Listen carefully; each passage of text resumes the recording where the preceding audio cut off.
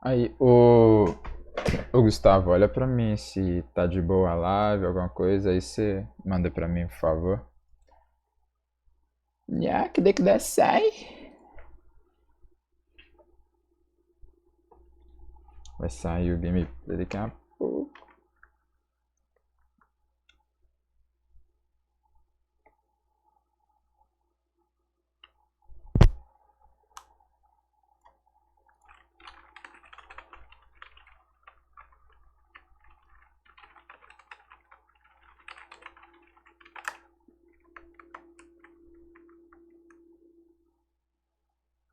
Catch my vibe.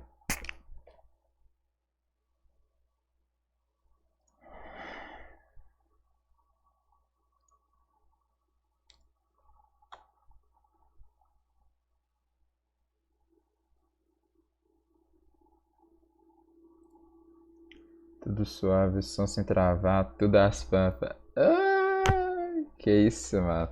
Já é então, Zé. A voz tá tipo pela ordem, tá sem travar, stream, né, também, tudo pela ordem. Que hoje eu acho que eu vou ficar mais um. Vou deixar, tipo assim, sei lá, até umas meio-dia e meio, uma hora aí, até os caras entrar. Pra poder ficar analisando o bagulho.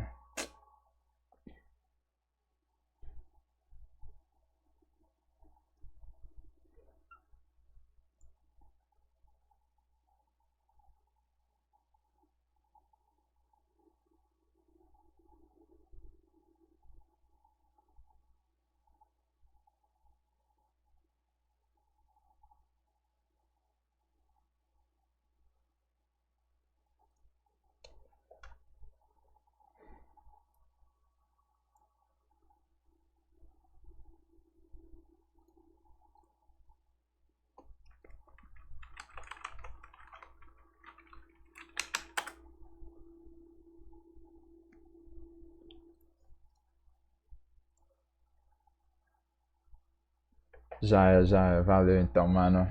Nossa senhora, só força. O Mike acordou já? Já temos um Michael aí acordado, pelo menos.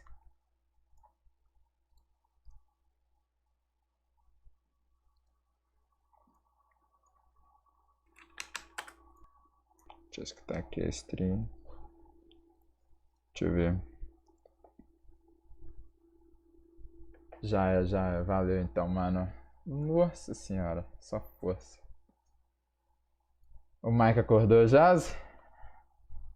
Já temos um Michael aí acordado, pelo menos.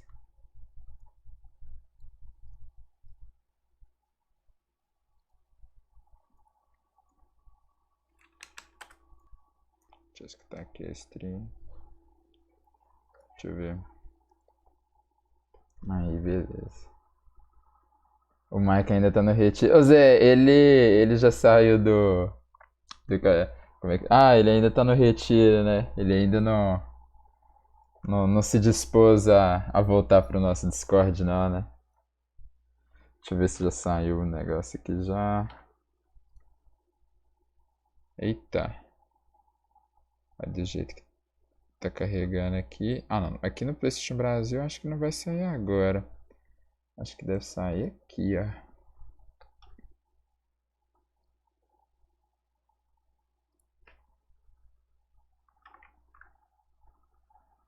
Nossa, eu também tô com saudade dele demais da conta. O cara simplesmente. Tipo, aquele dia eu saí, mano. Aí quando eu voltei, o Mike já não tava mais lá. Esse cara é sapeca, mano. O Mike é sapeca. Bom, mano, deixa eu abrir o Twitter aqui pra ver se sai em outro lugar, mas com certeza deve sair por aqui, né? Sei lá, deixa eu colocar aqui.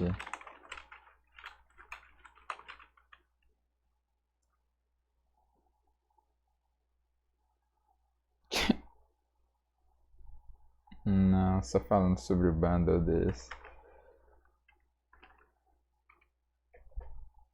Opa, notificação. Ah, aqui, ó, saiu. Beleza. Eita, 8 minutos. Inside gameplay. Under here. What the game? Ok, antes de começar aqui, deixa eu ver aqui alguma coisa. Beleza. Ativar as legendas aqui só pra... Gameplay needs to do is immerse you in the world, give you as many interesting actions to survive in this world and overcome obstacles. And obstacles could be infected, it could be other people, it could just be the environment, it could be rushing water, anything that could happen in this post-apocalyptic world. Are you clean? Yeah. But more than anything, it needs to put you in Ellie's shoes, that you're experiencing what Ellie's experiencing, making you feel what she feels. Because the more we do that, the more the emotional beats of the story work for us, and the more they work for us in this very unique way that only works in video games. Ooh. The gameplay philosophy of The Last of Us Part 2 is putting you in the shoes of Ellie and everything that that means. It means giving you a threat constantly, as this world has. It means giving you the hard choices. Because this game takes place in such a hostile universe and our characters are pushed to do really difficult things, we want to put you in alignment with those choices. We want you to understand how hard certain decisions were for these characters, because they're hard for you. I would say the overarching philosophy of how we approached designing the game mechanically is how can we take things to the next level. Everything kind of comes out of the story. And how do we do it through systems? So one is you have to feel the pressure of survival. Survive by the skin of my teeth. How do I use all the scrap around me, any kind of bullet, any kind of rag, any kind of bottle of alcohol? How do we give you that sense of being a survivor in this world? Será que eles vão mostrar mais alguma coisa ou só comentar que eles passaram? Ellie is very small compared to Joel and more nimble. How do we make you feel like you're not the strongest person in the room, but you still should be able to rise to the challenge and survive, you know, a fight with a bunch of people that are all bigger than you? So therefore it meant creating a character and systems and mechanics that allow you to be much more nimble. And that's where we added a jump button. Oh, no. In the first game we had a climber button, but not really jumping. And here, Ellie can jump. The combat scenarios are much more vertical, where Ellie can use elevation to her advantage. Prone is a huge, huge one. Prone, obviously, it means to lay flat on the ground. Something so simple, again, something that in real life you'd be able to do. Letting the player have access to all their weapons, all the items, crafting, everything while in that position. And it just creates so many more emergent things in gameplay. Now that we have this other state that the player could be in, which are very low to the ground, how else can we use this other than just hiding in vegetation? We're like, well, there's a lot of man-made things or different structures that have collapsed that allow just enough space for you to crawl under, which means that now, as enemies are looking for you, you can crawl under things and hide. And it's just one more way to assess your environment and use it to Ellie's advantage. Now, because you can hide under things, we gave the enemies, we made them smarter and gave them the ability to look under things. So while you might hide somewhere and be safe for a while, eventually they're going to start looking under stuff. And if you're hiding under a truck and they spot you, they're going to yank you out and then try to kill you. Justificável essa mudança.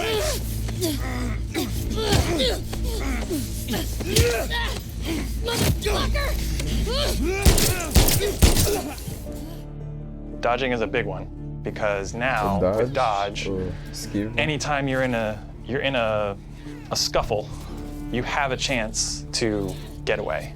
You have a chance to counterattack. It lets escape be an option as well. Sometimes you just got to run, and that is another part of this world, which is sometimes the threat is so overpowering that you just have to get away.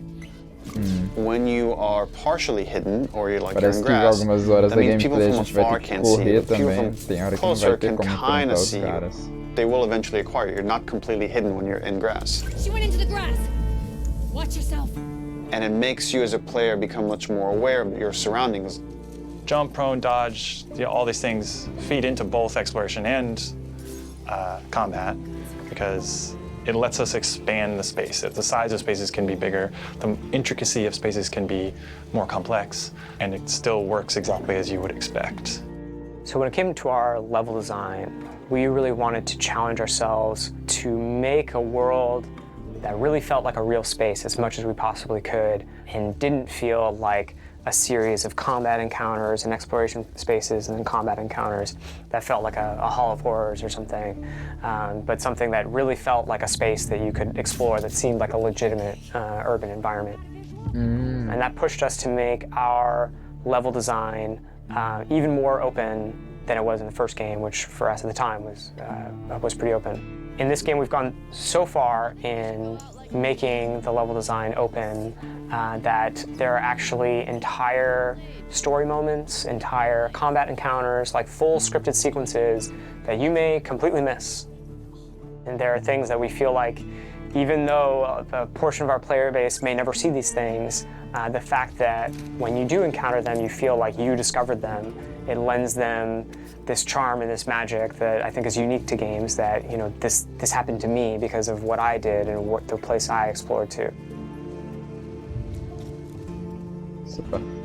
Crafting is very much about a payoff to exploration, meaning that when you enter new spaces, you want to look around for supplies. You want to open drawers and cabinets and look for different things that will allow you to craft either items that can help you heal, items that can help you attack multiple enemies at once, such as the Molotov or the landmine that Ellie can craft. Caso tu falando Items that mais can um pouco help sobre a augment your construção, weapons, né, like de a itens silencer e, for her pistol.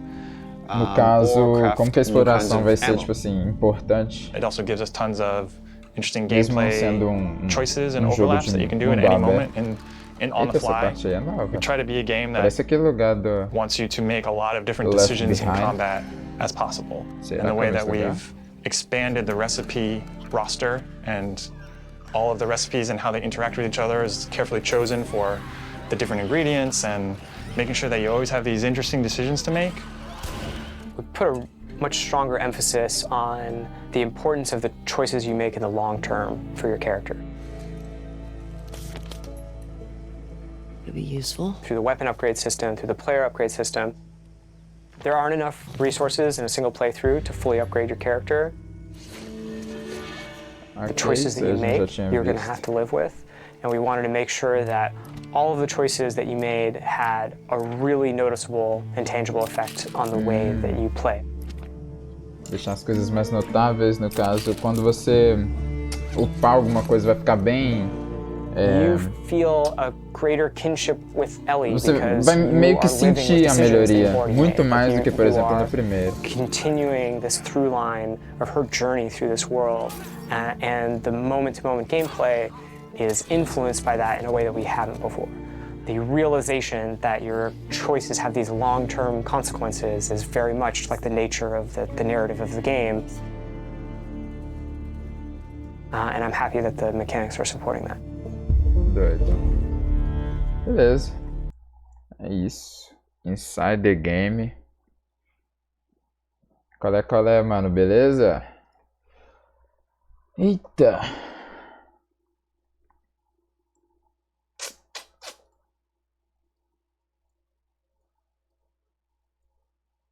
Só tomar uma água ali, né?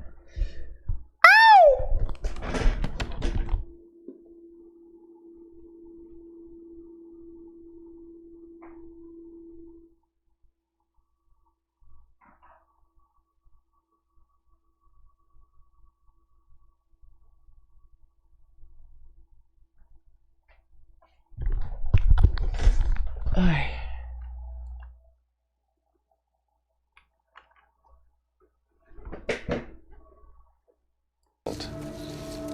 Aqui, deixa eu ver como é que tá. Se tá aqui tudo certinho. É provável que esteja. É isso mesmo. Give you as many